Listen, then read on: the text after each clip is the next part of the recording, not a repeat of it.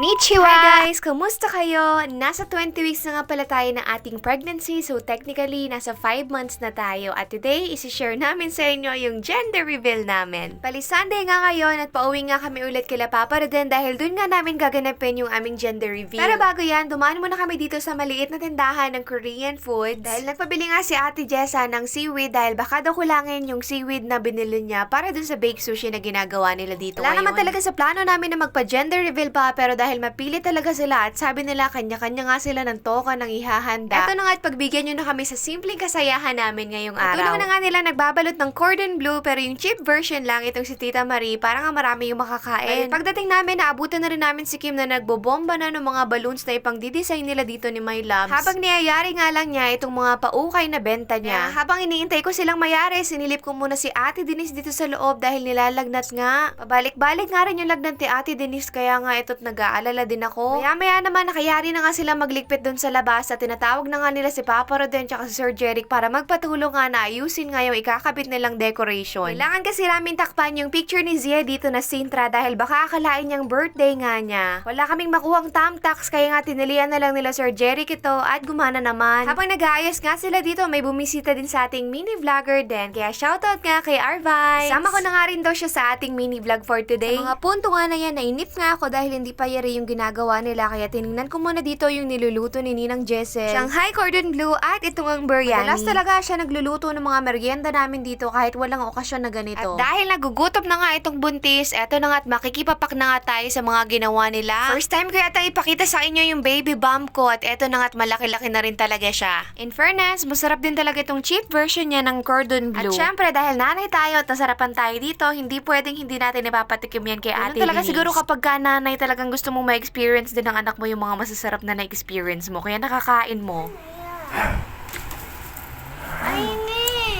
Kunti. Parang Shanghai na may cheese and chicken. Luto na Ninang Jessel. Sarap. Masarap. Napatikim ko nga rin kay Baby Sia kaya lang mukhang nahihiya na naman sa akin. At paglabas ko nga nakayari na pala silang magligpit dito at maghanda at iniintay na lang namin yung iba pang kasamahan namin.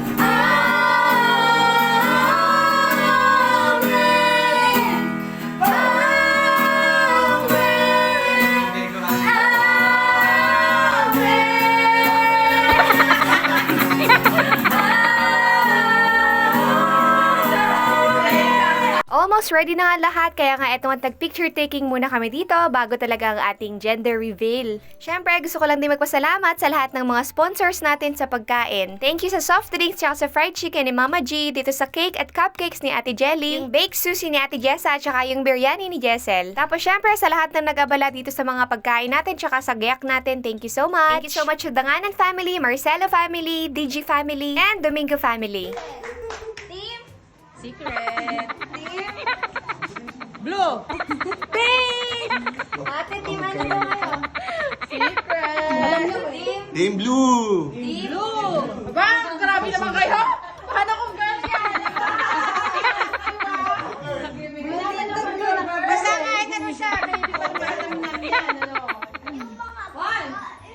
Binabati ka lang! Binabati. Okay, ready na ba lahat?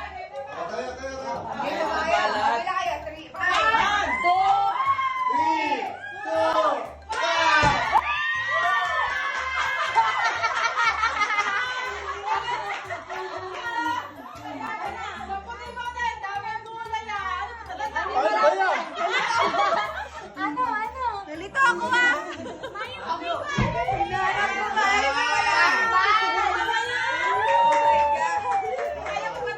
Teka, baka may plastic pa. Takbal ko muna. Na-confuse ako. Paano yung tsura na confuse? Okay, game. Ano na? Bibilang. Sure na ba to?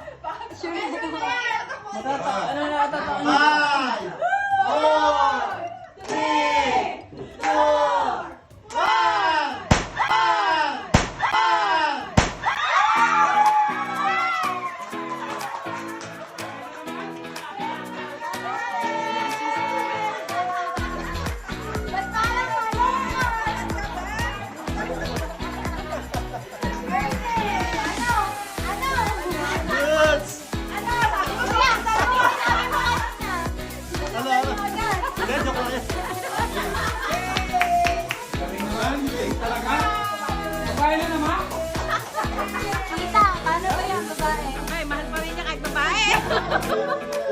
Puray na naman. Puray number 3! At sa day natin din sa Panginoon, tuloy nga maging Panginoon sa magiging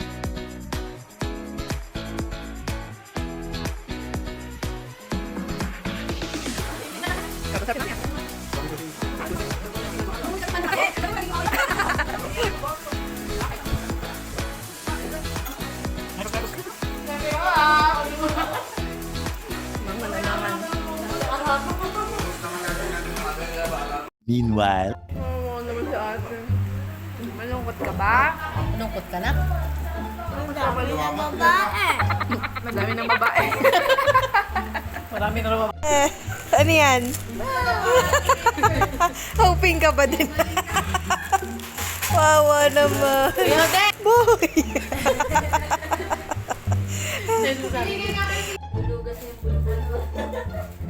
Ano ka? Girl nga eh. Girl nga ate yung ano mo, sister.